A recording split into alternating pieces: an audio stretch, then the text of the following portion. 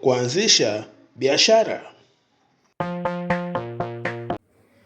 Hivi unafahamu biashara ya mkaa unaweza ukaanza na mtaji wa shilingi 50,000 tu na faida yako ikawa ni shilingi 30,000 kila siku. Hii ni super profit. Sasa ni hivi, vijana wengi wanadharau biashara ya mkaa. Wanaona kuwa hii ni biashara ya wakina mama lishe, ya watu ambao hawakwenda shule na wanaidharau kwa kweli.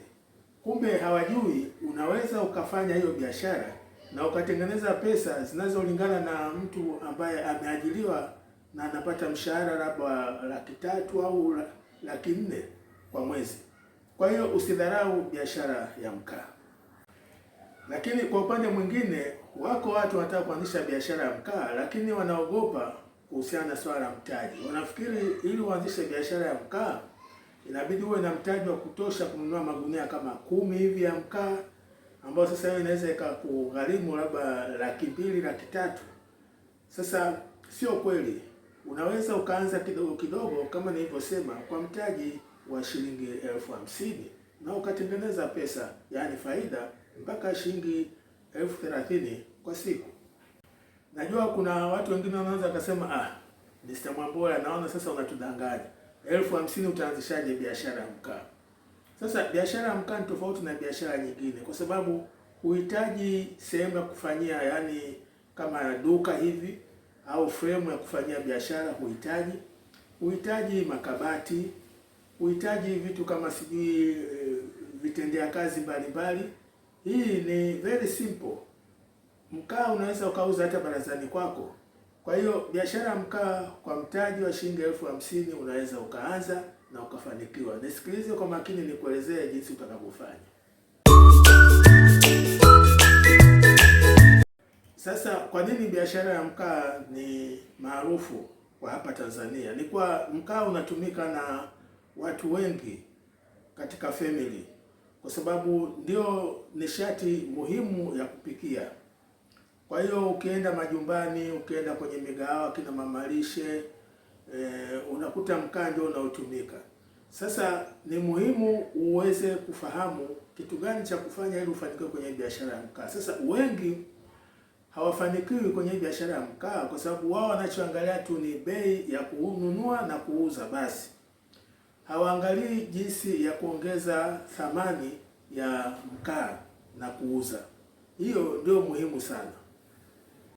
Sasa kabla ya kuendelea, hebu kwanza tuangalie hizo shilingi 50,000 ambazo ndio mtaji wako, breakdown yake iko vipi kwa kuanzisha biashara ya mkaa. Nisikilize kwa makini. Sasa breakdown ya mtaji wa mkaa ni kama inavyoonekana kwenye skrini.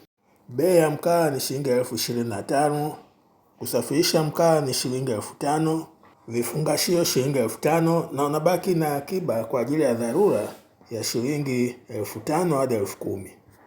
Sasa kama nilivyosema, mafanikio ya biashara ya mkaa ni kuongeza thamani ya mkaa wako.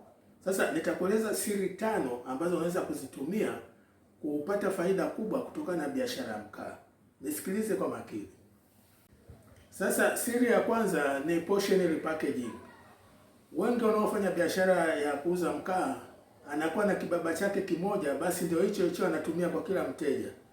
Hii sio sawa. Kuna umuhimu uwe na vibaba vya aina mbalimbali, yaani vidogo, saizi ya kati na saizi kubwa. Hapo utafanya biashara. Siri ya pili ni location strategy, yaani mahali pale utakapofanyia biashara. Sio kila mahali unaweza kufanya biashara ya mkaa. Sasa nisikilize kwa makini. Siri ya faida ni kwenda kwenye maeneo ya makazi, kwenye barabara za kuingia mtaa, karibu na bustani za watoto, karibu na vituo vya mabasi, karibu na mgahawa na mamalishe. Sasa kabla hatujaendelea, nina wito na kuomba bonyeza hicho kibatani cha subscribe, lakini pia bonyeza kibatani cha like na mwisho bonyeza kibatani cha share ili wenzio nao waweze kuona mambo haya ya mkaa yanavyokwenda, ambayo yanaweza kukufanya na wewe uishi hapa mjini. Sasa tuendelee na siri nyingine za kupata faida biashara mkaa. Siri ya tatu ni seasonal stockpiling. Unachofanya hapo, unanunua mkaa alafu unakuwa mwangalifu, unauweka. Kama una pesa kidogo unanunua kutosha na unaweka. Sasa wakati wa mvua bei ya mkaa inapanda sana. Sasa huo ndio wakati ambao unatengeneza super profit. Kwa hiyo hii ni muhimu sana ufahamu. Bei ya mkaa inabadilika kulingana na msimu. Wakati wa kiangazi bei ya mkaa inashuka kwa sababu wazalishaji wengi wanachoma mkaa. Wakati wa masika bei zinapanda kwa sababu njia zinakuwa zimefungwa kutokana na mvua na mkaa unakuwa mchache. Siri ya 4 ni delivery services. Unakuta wengi wanaouza mkaa wanakaa nyumbani wanangoja wateja waje. Hiyo ukifanya hivyo huwezi ukapata mafanikio makubwa. Inabidi na wewe sasa utoke uende kwa wateja.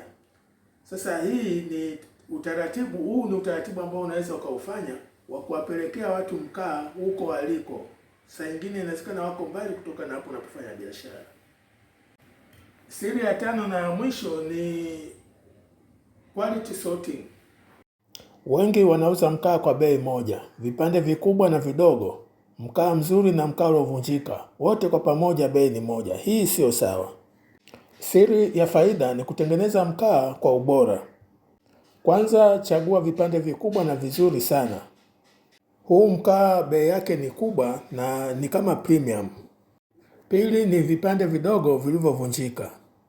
Huu mkaa unaitwa mkaa taka au mkaa wa kuchoma kwa haraka. Unauza kwa bei ya chini kidogo lakini bado unapata faida. Tatu ni vumbi na changarawe. Usitupe. Changarawe ya mkaa inaweza kutumika kwa bustani. Sasa hebu tuangalie bei za hii biashara ya mkaa kwa kila siku zinakuwaje. Sasa bei za mauzo na gharama zote ni kama inavyoonekana kwenye screen hapo. Na faida inayopatikana kila siku ni shilingi 30,000. Sasa kwa kumalizia, nataka kukwambia kuwa biashara ya mkaa ni biashara nzuri, usiidharau. Kama wewe hujafanikiwa kupata kazi au kibarua, usiogope kufanya biashara ya mkaa. Fuata mambo ambayo nimekuelezea pamoja na siri za kupata faida. Ukifanikiwa kufuata au kutekeleza mambo niliyokuambia, utajikuta unatengeneza pesa nyingi kuliko hata wale ambao wanajidai eti wameajiriwa lakini hawapati pesa nyingi kama unayopata wewe. Naomba uendelee kuangalia vipindi vyetu na ujifunze siri mbalimbali na mbinu mbalimbali za kufanya biashara. Mimi ni mtayarishaji wa kipindi Ali Mwambola. Asante na karibu tena.